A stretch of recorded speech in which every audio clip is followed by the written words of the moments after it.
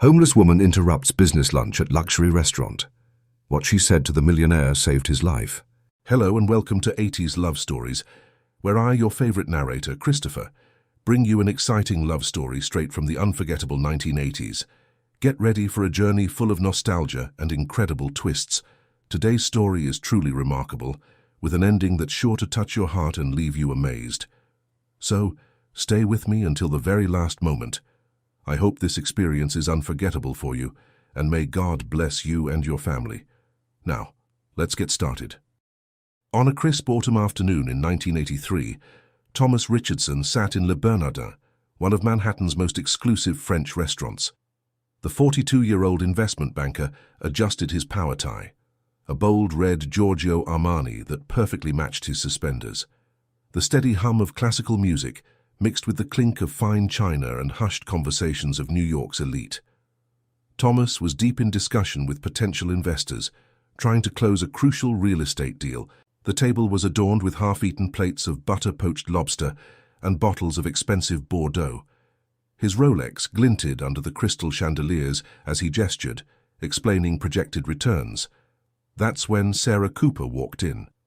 The maitre d' rushed to intercept the disheveled woman in tattered clothes before she could disturb the other patrons. But Sarah moved with surprising grace and purpose, making her way directly to Thomas's table. "Sir," she said softly, her voice carrying an unexpected refinement despite her appearance, "I need to tell you something important." Thomas felt his face flush with embarrassment as his business associates shifted uncomfortably in their seats. He was about to wave her away when something in her eyes made him pause. Behind the dirt and exhaustion, there was an unmistakable intelligence and urgency. "Jane, please," she continued. "What I have to say could save your life." The investors exchanged knowing looks, clearly expecting Thomas to have the woman removed. Instead, he found himself studying her more carefully. Though her clothes were worn and dirty, they had once been quality pieces. Her grey hair was matted but had traces of what must have been a sophisticated style. Most striking were her hands. Despite their roughness, her fingers showed the delicate grace of someone who had once played piano. "Ma'am," Thomas began firmly, "this is hardly the appropriate time or place." "Your heart," she interrupted.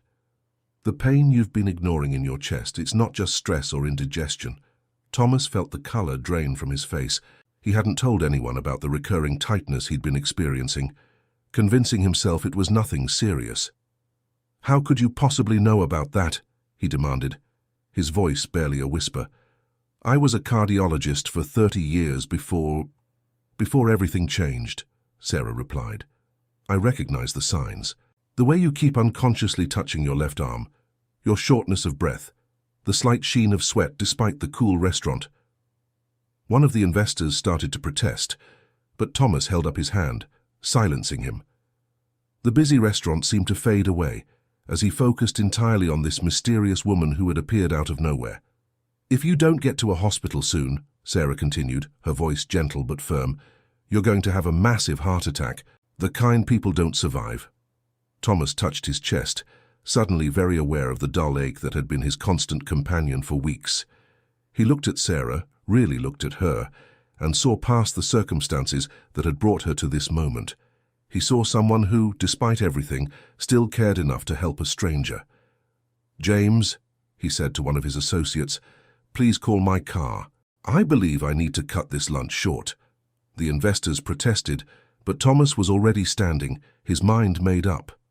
He turned to Sarah, who had started to back away now that her message was delivered. "Wait," he called after her. "Please come with me.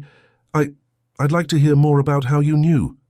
Sarah hesitated, looking almost frightened by the invitation. The maitre d' hovered nearby, clearly unsure whether to intervene. "I don't belong in places like this anymore," she said softly, gesturing to her worn clothes. Thomas smiled, feeling an unexpected warmth despite the growing discomfort in his chest. "Right now, you belong exactly where you are." As they walked out together, the powerful investment banker and the homeless woman, whispers and stares followed them. But Thomas didn't care. Something told him this chance encounter was about to change both their lives in ways neither could imagine. His black Mercedes waited at the curb, Giorgio the driver holding the door with a carefully neutral expression. As Sarah hesitated again, Thomas gently touched her shoulder. "Please," he said, "you may have just saved my life. At least let me hear your story on the way to the hospital." Sarah looked at him for a long moment, then nodded slowly. As they settled into the leather seats, Thomas noticed her eyes growing misty as she ran her fingers over the pristine interior. "It's been so long," she whispered, more to herself than to him, "since I sat in a car like this." The Mercedes pulled away from the curb, merging into the bustling New York traffic. Neither Thomas nor Sarah could have known that this was just the beginning of an extraordinary journey that would transform them both. The Mercedes glided through Manhattan streets as Sarah watched familiar buildings pass by. The car's stereo played softly, Lionel Richie's "Hello," a stark contrast to the street sounds she had grown accustomed to. Thomas sat quietly, occasionally pressing his hand to his chest, his earlier confidence now tinged with worry. "Mount Sinai?" Sarah instructed Giorgio suddenly. "Take Broadway to 98th Street, the emergency entrance." Her voice carried the authority of someone used to giving medical directions, despite her current circumstances. Thomas studied her in the rich leather seats, the contrast between her bearing and her appearance even more striking in the intimate space of the car.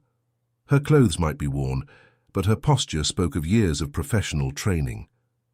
"I practiced there," she added softly, noticing his questioning look. "For almost 20 years. As they approached the hospital, Sarah's hands twisted nervously in her lap. "They won't recognize me now. It's been 5 years since I last walked through those doors wearing a white coat." "What happened?" Thomas asked gently, wincing slightly as another wave of discomfort passed through his chest. Sarah looked out the window, her reflection ghosted against the Manhattan skyline. 1978 was when it all started falling apart. I had everything. A thriving practice, respect, a beautiful apartment on Park Avenue. She paused, lost in memories. Then my husband Jonathan got sick, pancreatic cancer. It was aggressive, and even with my medical knowledge, I couldn't save him. The car stopped at a red light and Sarah's voice grew distant. After he died, I threw myself into research, trying to find better treatments, working endless hours. I started making mistakes, small ones at first.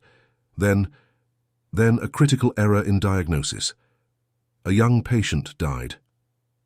Thomas listened, the pain in his chest momentarily forgotten. Sarah continued, her voice barely a whisper. "The lawsuit took everything. My license, my savings, my reputation. I spiraled into depression, couldn't keep up with the bills. One day, I just couldn't go back to my empty apartment anymore." The Mercedes pulled up to the emergency entrance. Before Thomas could respond, Sarah was already speaking to the nurses with practiced efficiency, describing his symptoms. The next few hours passed in a blur of tests and examinations. Sarah's diagnosis had been correct. Thomas was on the verge of a major cardiac event. The doctors rushed him into surgery, but before they took him, he grabbed Sarah's hand. "Please," he said, "don't disappear." Sarah stood in the waiting room, feeling out of place among the pristine hospital walls she once called home. She could leave now, her conscience was clear, she'd helped him get treatment, but something kept her rooted to the spot. Perhaps it was the genuine concern in Thomas's eyes, so different from the usual pity or disgust she encountered. A young nurse walked past, then did a double-take. "Dr. Cooper," she asked incredulously, "is that really you?" Sarah tensed, ready for the judgment, the whispers about her fall from grace. Instead, the nurse, Jenny, according to her name tag, smiled warmly. "I was just starting my training when you were here," Jenny explained. "You taught me so much about patient care. I've never forgotten how you always said we should look beyond the surface, see the person behind the symptoms." Tears welled in Sarah's eyes as memories flooded back. Teaching rounds, mentoring young nurses, the satisfaction of helping others. Jenny squeezed her arm gently before continuing her rounds, leaving Sarah lost in thought. Hours passed. Sarah dozed fitfully in the waiting room chair, her body accustomed to sleeping in uncomfortable positions. The TV mounted in the corner played MTV videos, Cyndi Lauper's time after time filling the quiet space. Finally, around midnight, the surgeon emerged. "Mr. Richardson came through beautifully," he announced. "Another hour or two without treatment." He shook his head. "He was very lucky someone recognized the symptoms." "When can I see him?" Sarah asked, surprising herself with the question. The surgeon hesitated, clearly uncertain about allowing someone in her condition into recovery. Jenny, passing by again, spoke up quickly. "It's okay, Dr. Martinez. This is Dr. Sarah Cooper. She used to be head of cardiology here." The surgeon's eyes widened in recognition. "Dr. Cooper, I read your papers in medical school. Your work on preventive cardiac care was groundbreaking." Sarah felt a complex mix of pride and shame. Here, in these halls, she was still remembered as the doctor she'd been, not the homeless woman she'd become. They let her into recovery, where Thomas lay connected to various monitors, their steady beeping a familiar symphony to her ears. His eyes fluttered open as she approached. "You stayed," he said weakly, reaching for her hand. "Of course," she replied, automatically checking his vital signs on the monitors. "Your pressure looks good. Oxygen levels are stable." "Sarah," he interrupted, his voice stronger, "when I get out of here, we need to talk about getting you back on your feet." She pulled her hand away. "I don't need charity, Mr. Richardson." "Thomas," he corrected, "and it's not charity. You saved my life today. But more than that, I saw how you came alive in this hospital. The respect in that nurse's eyes, the way you immediately took charge. This is where you belong." Sarah sank into the chair beside his bed, suddenly exhausted. 5 years of sleeping in shelters and subway stations, of losing herself. Could she really find her way back? "It's not that simple," she said. "My license, the lawsuit."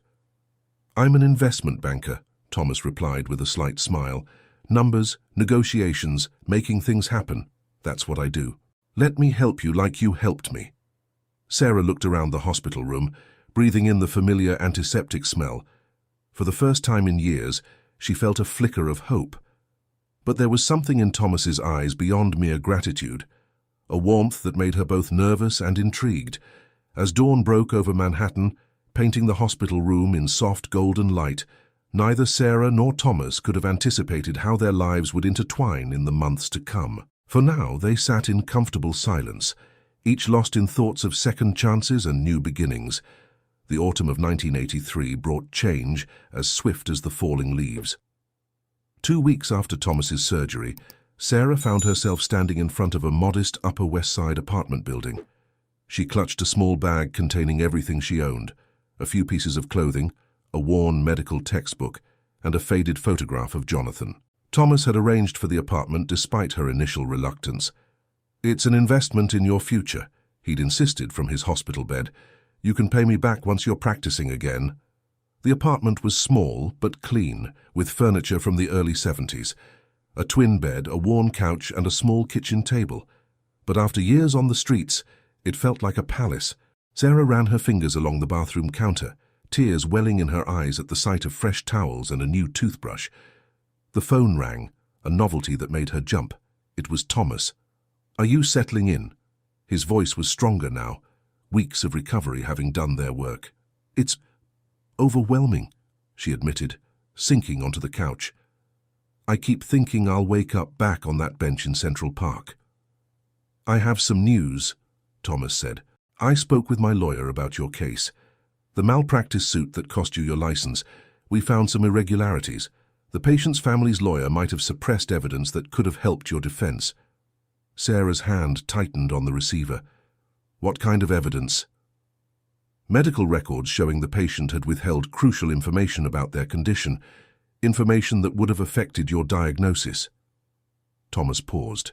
"Sarah, we might be able to get your case reopened." The possibility struck her like a physical blow. She'd buried her hopes so deep, accepting her fall from grace as permanent punishment. Could she really find her way back? "There's something else," Thomas continued. "The hospital board at Mount Sinai remembers you. If we can get your license reinstated, they're willing to consider bringing you back, starting with a supervised position, of course." Sarah couldn't speak. The future she'd thought forever lost was suddenly shimmering before her like a mirage. "Sarah? Are you there? Why are you doing all this?" she finally managed to ask. There was a long pause. "Because when you walked into that restaurant, you didn't see a wealthy man who could help you. You saw someone in medical distress who needed help. That kind of integrity. It deserves a second chance." Over the next few weeks, Sarah began the slow process of rebuilding her life. She got her hair cut, the stylist managing to restore some of its former silver elegance. New clothes from a consignment shop on Broadway helped her look more like the doctor she'd once been. Thomas visited regularly, bringing takeout from restaurants that reminded her of her former life. Chinese from Shunli West, pasta from Patsy's. They spent evenings talking about everything and nothing, his childhood in Boston, her medical school days, their shared love of classical music. One night, as they sat listening to a vinyl record of Bach's cello suites, Thomas asked about Jonathan. Sarah was quiet for a long moment, then stood and retrieved the worn photograph from her bag. It showed a tall man with kind eyes, his arm around a younger Sarah in her white coat. "He was a music professor at Juilliard," she said softly. "We met when I treated him for tendinitis in his wrist. He used to say it was love at first diagnosis." She smiled at the memory. "After he died, I couldn't bear to hear music anymore. It hurt too much." Thomas looked at her thoughtfully. "And now?" She gestured to the record player. Now I'm starting to remember the joy instead of just the pain." Their eyes met, and something shifted in the air between them. Thomas moved slightly closer on the couch, but before he could speak, the phone rang. It was his lawyer with news about Sarah's case. The next few months were a whirlwind of legal proceedings, medical board reviews, and gradual steps toward restoration. Sarah's case was indeed reopened, and with new evidence, the original verdict was overturned. The medical board agreed to a probationary reinstatement of her license. But the real challenge came when Sarah first walked back into Mount Sinai wearing a white coat. The familiar halls felt foreign now, and whispers followed her everywhere. Some remembered her as the brilliant cardiologist she'd been. Others only knew the story of her disgrace. Thomas waited outside after her first shift, leaning against his Mercedes. "How was it?" Sarah's eyes were tired but bright. "Terrifying. Exhilarating. I had to relearn some newer procedures, but..." She smiled. "It's like riding a bicycle." My hands still remember. As they drove through the city, the streets glittering with Christmas decorations, Sarah noticed they weren't heading toward her apartment. "Where are we going?" "I thought we could celebrate," Thomas said, pulling up to the Russian tea room. "Unless it's too much," Sarah hesitated. The last time she'd been in an upscale restaurant, she'd been the homeless woman interrupting a business lunch. Now, wearing a simple but elegant dress, her medical ID badge still clipped to her purse, she was straddling two worlds. Thomas seemed to read her thoughts. "You belong here, Sarah. You always did." Inside, surrounded by the restaurant's iconic red booths and gilded samovars, they ordered beef stroganoff and shared a bottle of wine. Sarah found herself laughing at Thomas's stories about his recent attempts to learn cooking. "I never had to cook before my heart attack," he admitted. "Now my doctor, this brilliant, beautiful cardiologist, insists I eat healthy." Sarah blushed at the compliment, then grew serious. "Thomas, I've been meaning to ask, what happens now with us?" He reached across the table, taking her hand. "I'd like to find out, if you're willing." Before she could respond, the restaurant's house band began playing As Time Goes By, the same song that had played during her first dance with Jonathan at their wedding. Sarah felt tears threatening. Thomas squeezed her hand. "We all carry our past with us, Sarah. It's what makes us who we are. Jonathan will always be part of your story, but maybe I could be part of your future." Sarah looked at their joined hands, his manicured fingers intertwined with hers, still slightly rough from her time on the streets. Two people from vastly different worlds, brought together by a moment of crisis and courage. "I'd like that," she whispered. Outside, snow began to fall on Madison Avenue, dusting the city in white. Sarah and Thomas walked arm in arm, their footprints marking a new path forward together. The city that had once seemed so cruel to Sarah now felt full of possibility again. But as they reached the car, Sarah spotted a familiar face, a homeless woman she'd known from her days on the streets. Their eyes met, and Sarah felt the weight of responsibility settle on her shoulders. She knew then that her story couldn't end with just her own happiness. She had to find a way to help others who were still lost in the darkness she'd escaped. Thomas noticed her distraction. "What are you thinking?" Sarah watched the woman disappear into the snowy night. "I'm thinking about second chances," she said, "and how to give them to others." Spring 1984 arrived in New York with cherry blossoms and new beginnings. Sarah's reputation at Mount Sinai was slowly being restored, her careful work and dedication winning over even her strongest skeptics. The worn medical textbook she'd carried through her homeless years now sat proudly on her office shelf, joined by current journals and research papers. Thomas had become a constant in her life, his presence as reliable as the sunrise. Their relationship had blossomed cautiously, both aware of the delicate balance between them. He'd gotten used to her double-checking his blood pressure during dinner dates, and she'd grown accustomed to his surprise deliveries of heart-healthy lunches to the hospital. One evening, as they walked through Central Park, Sarah stopped near a particular bench. "I used to sleep there," she said quietly. "On the coldest nights, Martha, the woman we saw outside the Russian tea room, she'd share her blankets with me." Thomas squeezed her hand, waiting for her to continue. "I've been thinking," Sarah said, turning to face him. "I want to start a clinic. Something small at first, but specifically for the homeless, people who are afraid to seek medical help or can't afford it." Thomas smiled. "I was wondering when you'd bring this up. I've actually been looking into some possibilities." Sarah blinked in surprise. "You have?" "There's an empty storefront near the park, not far from several shelters. It would need renovation, but—" He paused, studying her face. The location seemed perfect. Sarah felt tears threatening. Even now, his thoughtfulness could overwhelm her. But there was something else bothering her, something she needed to address. "Thomas, I need to know this is my project," she said carefully.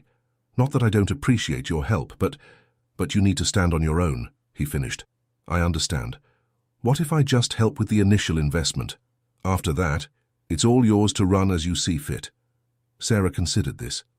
"Alone? With proper papers and interest?" "Of course," he grinned. "Though my interest rates might be negotiable for particularly pretty cardiologists." She swatted his arm, laughing. The spring breeze carried the scent of new grass and possibility.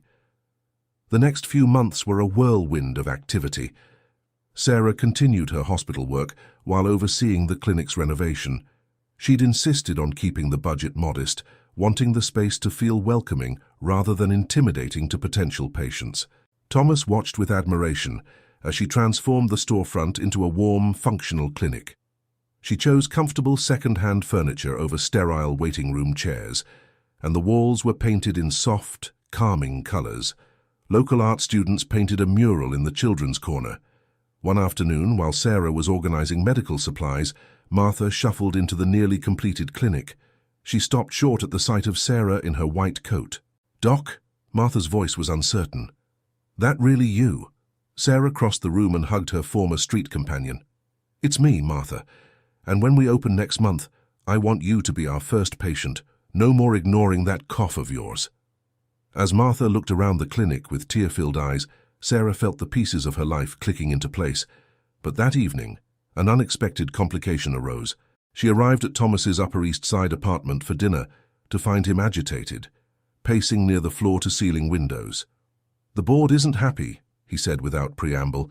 "They think I'm being reckless, investing in a clinic that's unlikely to show any profit.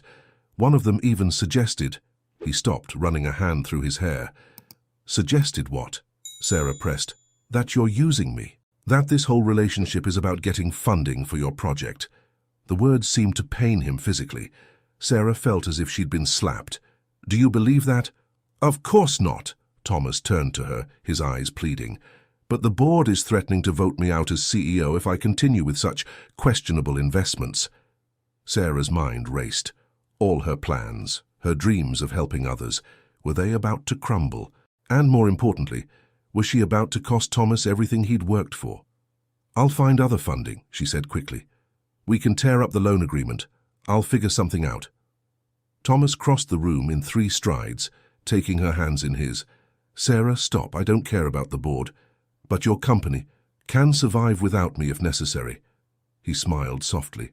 Ian, what they don't understand is that meeting you didn't just save my life that day in the restaurant. It gave me a new one. A better one.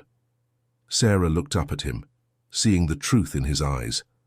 This man who'd had everything except real purpose had found it in helping her rebuild her life. I have a counter-proposal for the board, he continued.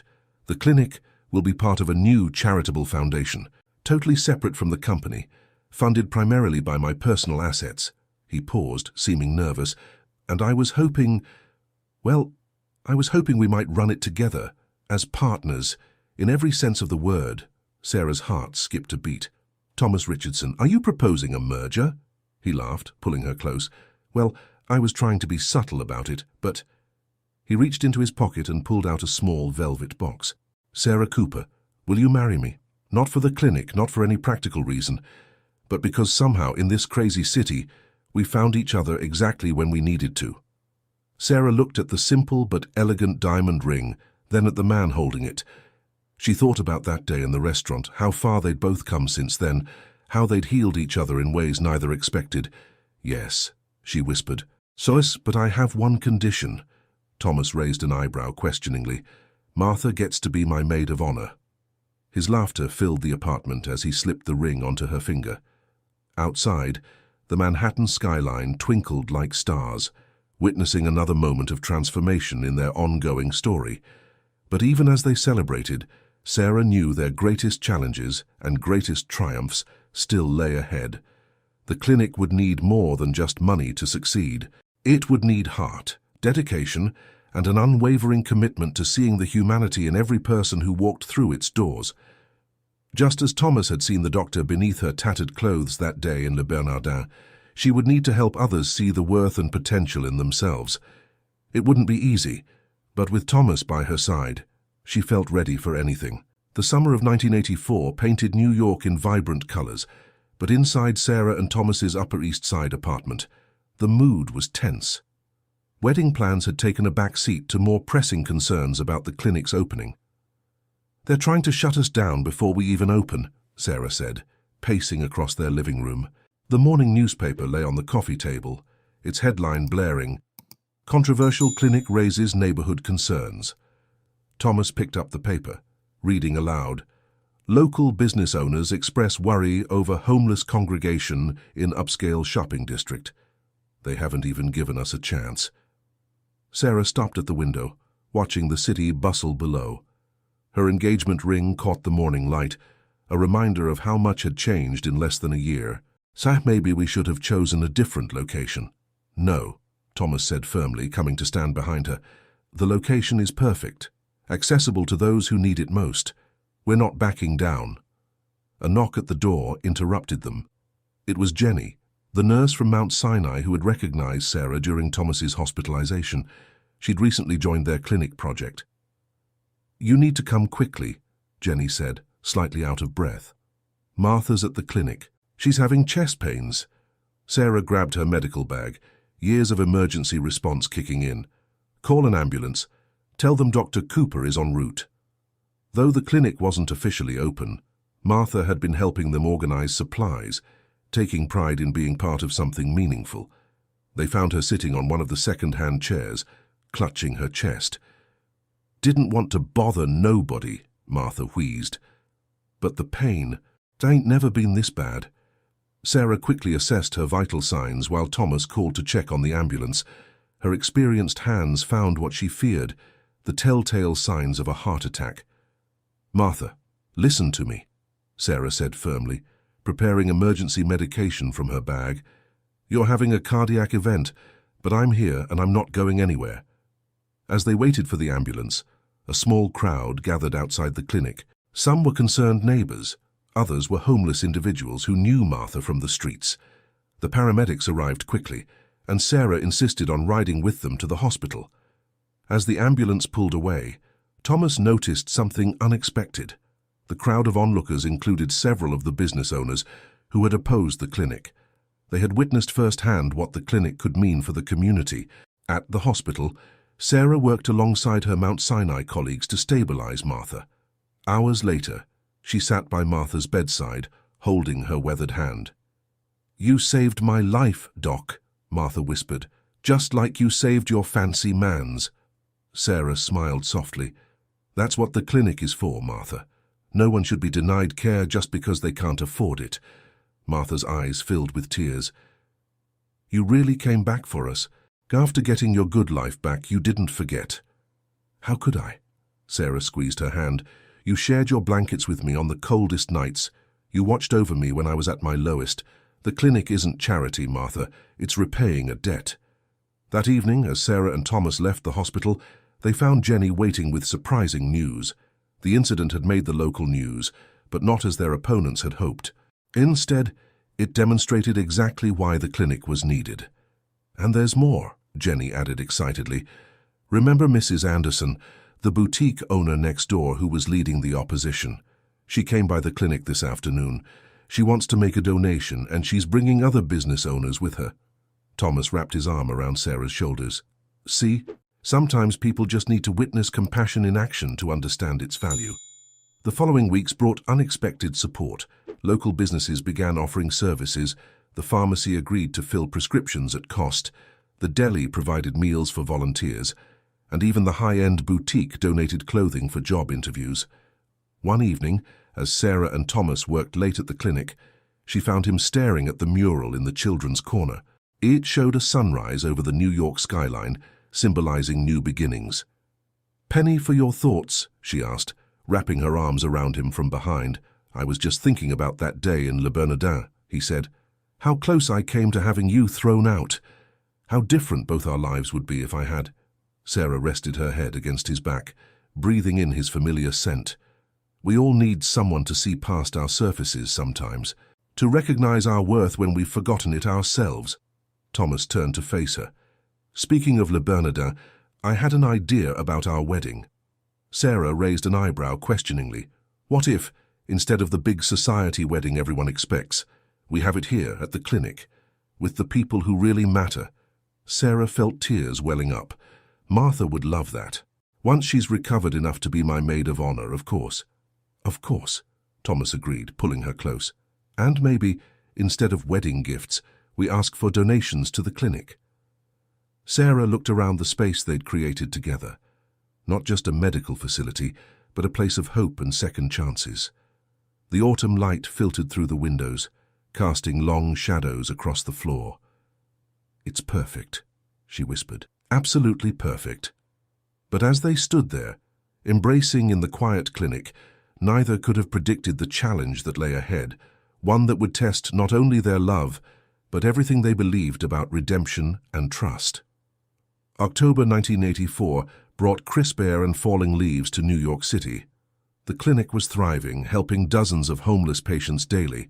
Sarah and Thomas's wedding was planned for the end of the month, with Martha recovering well enough to fulfill her maid-of-honor duties. But on a quiet Tuesday morning, everything changed. Sarah arrived at the clinic to find an elegantly dressed woman waiting outside. She appeared to be in her 60s, her silver hair perfectly coiffed, her designer outfit speaking of old money. "I'm looking for Sarah Cooper," the woman said, her voice cultured but cold. "I'm Dr. Cooper," Sarah replied, unlocking the clinic door. The woman followed her inside. "I'm Eleanor Richardson, Thomas's mother." Sarah's hand froze on the light switch. In all their time together, Thomas had rarely spoken of his mother, except to say they'd grown distant after his father's death. "Mrs. Richardson," Sarah managed, "Thomas didn't mention you were coming to New York." "No, he wouldn't have." Eleanor's eyes swept critically around the modest clinic. "Because he doesn't know I'm here. I came to make you an offer." Sarah felt a chill that had nothing to do with the autumn morning. "An offer?" Eleanor opened her Hermes handbag and withdrew a checkbook. $1 million, in exchange for leaving my son's life, immediately and permanently. Sarah stared at the checkbook, her mind spinning. "Excuse me." "Let's be frank, dear," Eleanor said, her voice dripping with condescension. "You may have cleaned up nicely, but we both know what you are. A homeless woman who saw an opportunity and took it. Quite cleverly, I'll admit. The damsel in distress routine at the restaurant, saving his life. It was brilliantly played. You think I orchestrated? Sarah couldn't even finish the sentence. Thomas has always had a weakness for lost causes, Eleanor continued. His father was the same way. It cost us dearly more than once. But this, marrying someone who lived on the streets, it would destroy everything we've built. Sarah's hands trembled with anger. I love your son, Mrs. Richardson, and he loves me. Love? Eleanor laughed softly. My dear, love doesn't last, but scandal does. How long before someone recognizes you from your days on the streets? How many society events will it take before someone remembers throwing coins in your cup? She wrote out the check with practiced ease. Think of what you could do with this money. Start your own clinic somewhere else. Help all the homeless people you want. Just leave Thomas out of it. Sarah looked at the check Eleanor held out. $1 million, enough to fund the clinic for years, enough to help countless people like Martha. You don't have to decide immediately, Eleanor added, but the offer expires when I leave New York on Friday, and if you refuse... She smiled coldly. Well, I have friends at Mount Sinai. Your reinstated medical license is still probationary, isn't it?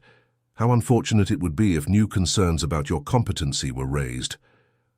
After Eleanor left, Sarah sank into one of the waiting room chairs, her mother-in-law-to-be's words echoing in her head. Was she right? Would Sarah's past eventually hurt Thomas? She thought of the society events they'd attended together, how some people still whispered behind their hands when she passed. She remembered the board members, suspicions about her motives.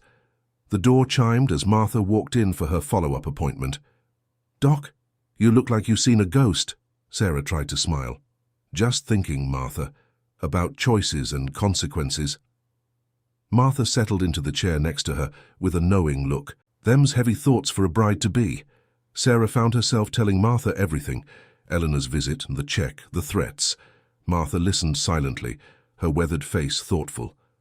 Can I tell you something, Doc? Martha finally said. When you was out there with us, you never took the easy way. Never stole, never begged, never compromised yourself. Even at your lowest, you kept your dignity. She reached for Sarah's hand. That fancy lady, she thinks she's protecting her son, but she don't know him like you do. The man I seen here, working alongside you, caring for folks others would cross the street to avoid. That man loves you for exactly who you are, not despite it. Tears rolled down Sarah's cheeks as Martha's words sank in. She was right. Taking Eleanor's money would mean betraying not just Thomas, but everything they believed in, everything they'd built together. The clinic door chimed again, and Thomas walked in, stopping short at the sight of Sarah's tears. Sarah, what's wrong? Martha stood up, patting Thomas's arm as she passed. Just some pre-wedding jitters, she said with a wink at Sarah. Nothing you can't handle. As Thomas sat beside her, Sarah took a deep breath. Your mother paid me a visit today. She told him everything. The offer, the threats, the ultimatum. Thomas's face darkened with each word. I'm so sorry, he said when she finished. I should have warned you about her after my father died. She changed, became obsessed with protecting the family name, our social position. She's not entirely wrong, Sarah said quietly. My past will always be there. People will always talk. Thomas took her hands in his. Let them talk.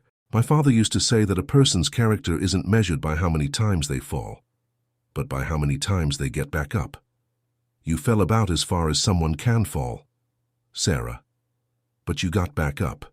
You rebuilt your life, and instead of trying to forget your past, you're using it to help others. He pulled her close. That's the woman I fell in love with. That's the woman I want to marry. And if my mother or anyone else can't see your worth, that's their loss. Sarah buried her face in his shoulder, breathing in his familiar scent.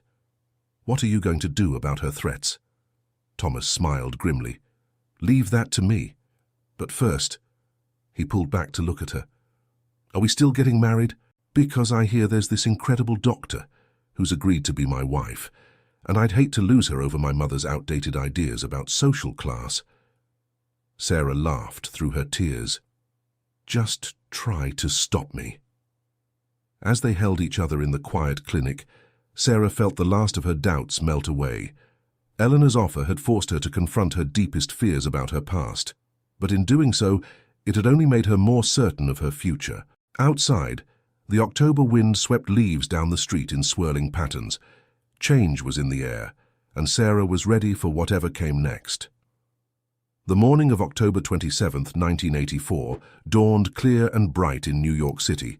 The clinic, transformed for the wedding, was filled with white roses and soft candlelight. Instead of medical supplies, the shelves held photographs documenting Sarah and Thomas's journey, from that first day at Le Bernardin to the clinic's opening. Martha, resplendent in a burgundy dress that the boutique owner had helped select, fussed with Sarah's simple white gown in the makeshift bridal suite, normally the examination room. "Never thought I'd see the day," Martha said, adjusting Sarah's veil. "Our Doc marrying her Prince Charming, right here where we help people."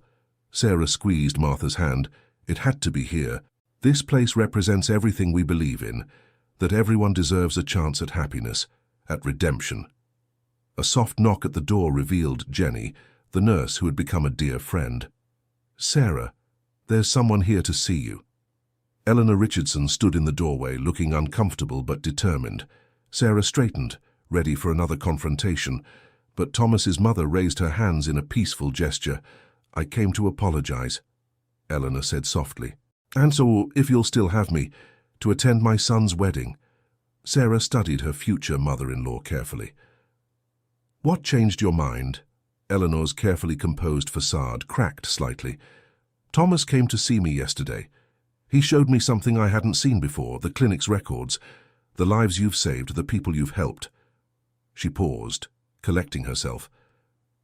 "But more than that, he showed me his medical records from that day at Le Bernardin. You really did save his life." "Anyone would have done the same," Sarah said. "No," Eleanor shook her head. "They wouldn't have. Most people would have walked past, afraid to get involved. You had nothing to gain and everything to lose by helping him. I see now that I judged you unfairly." Martha, who had been watching the exchange with protective concern, stepped forward. "Doc's got the biggest heart of anyone I know. Your son's lucky to have her?" Eleanor turned to Martha, really seeing her for the first time. "You're the maid of honor." "Sure am," Martha said proudly. "Known Sarah since she was down and out like me. She never lost her kindness even then. And now look at her, helping folks like us get back on our feet." Something in Eleanor's expression softened. "Then I would be honored to attend." "If you'll have me, Sarah." Sarah felt tears threatening to ruin her makeup. Of course, family is family. The ceremony itself was unlike anything New York's social elite had ever seen. Homeless individuals sat alongside business executives. Martha stood proudly beside Sarah, while Thomas's best man, his childhood friend and business partner, beamed from his side. Thomas's face when he saw Sarah walking down the makeshift aisle, created between the clinic's waiting room chairs, was full of such love and wonder that even Eleanor was seen dabbing at her eyes. The couple had written their own vows, speaking of second chances and seeing beyond surfaces to the truth within. When they kissed, the cheers that erupted were heartfelt and genuine, transcending all social barriers. During the reception, which spilled out onto the closed street, Eleanor approached the newly married couple. "I have a wedding gift for you both," she said, handing them an envelope. Inside was a document transferring a significant portion of the Richardson Family Foundation's funds to the clinic, along with a letter. "Your father would have loved this," Eleanor said to Thomas, her voice thick with emotion.